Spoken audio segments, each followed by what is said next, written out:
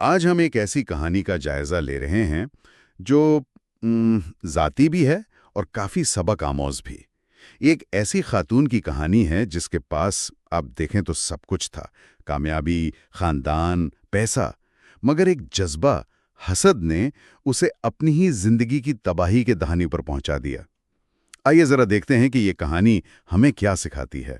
جی بالکل، حسد یہ ایک بہت ہی طاقتور جذبہ ہے اور اس کہانی کا مرکز یہی ہے، خاص طور پر ایک کامیاب خاتون جس کے پاس سب کچھ ہے، اس کا اپنی نئی سوکن کے لیے حسد، وہ سوکن جو نیک اور اچھی سیرت کی مالک تھی۔ اور دلچسپ بات یہ ہے کہ کہانی صرف یہ نہیں بتاتی کہ کیا ہوا، بلکہ یہ بھی کہ کیسے منفی جذبات اگر قابو نہ پائیں ان پر تو وہ انسان کو تباہی کی طرف لے جا سکتے ہیں۔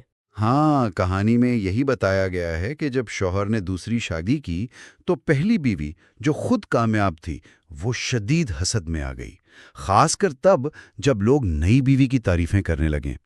اسے ڈر تھا کہ کہیں وہ ماں نہ بن جائے اور شوہر کی توجہ بٹ نہ جائے۔ یہ احساس اتنا بڑھا کہ اس نے ایک ساتھی کے کہنے پر ایک بہت غلط قدم اٹھانے کا سوچا۔ اور وہ قدم تھا کالا جادو کروانا۔ یہاں یہ بات اہم ہے کہ اس نے یہ سوچ کر کیا کہ چلو بعد میں توبہ کر لوں گی۔ یہ ایک طرح کی خود فریبی ہے نا، کہ اپنے غلط کام کا جواز بنانا۔ اس نے جادوگرنی سے رابطہ کیا اور پھر وہ جو سفلی عمل کہلاتے ہیں ان کا سہارا لیا، یعنی دوسروں کو نقصان پہنچانے والے طریقے، جیسے گھر میں کچھ چھڑک دینا یا کھانے میں کچھ ملا دینا۔ یہ دکھاتا ہے کہ حسد انسان کو کتنا نیچے گرا سکتا ہے۔ یہ تو سوچنا بھی عجیب ہے کہ کوئی توبہ کی نیت سے اتنا بڑا گناہ کیسے کر سکتا ہے۔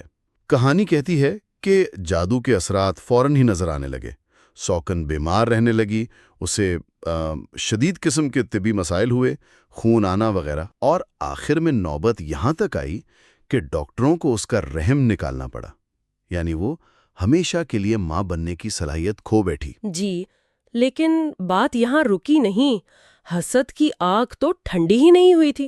اس خاتون نے مزید جادو کروایا اور پھر الٹا اپنی ہی سوکن پر الزام لگا دیا کہ وہ جادو کرتی ہے، اور اس طرح اسے طلاق بھی دلوا دی۔ اسے لگا کہ یہ اس کی جیت ہے، لیکن اصل میں یہیں سے اس کی اپنی بربادی شروع ہوئی۔ اچھا، تو یہاں سے کہانی ایک نیا موڑ لیتی ہے، جسے وہ اپنی جیت سمجھ رہی تھی وہیں سے مکافات عمل شروع ہوا۔ کیا یہ واقعی اتنا سیدھا ہوتا ہے؟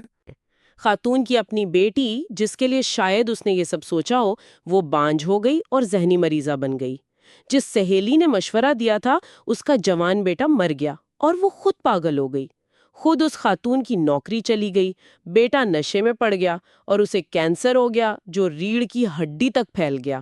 آخر میں شوہر نے بھی چھوڑ دیا۔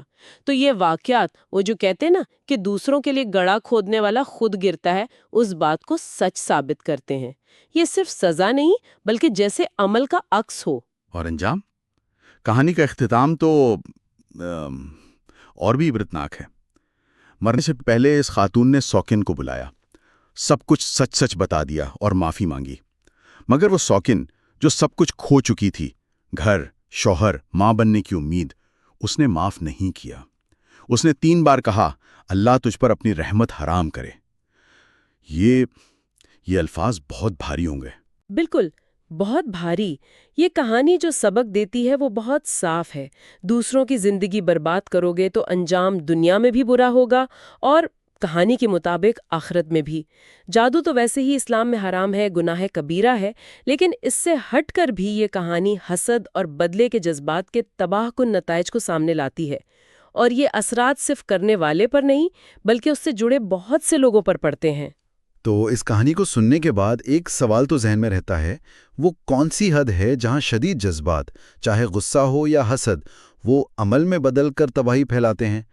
اور کیا واقعی ہر عمل کا بدلہ اسی دنیا میں مل جاتا ہے؟ یہ وہ سوالات ہیں جن پر سوچنا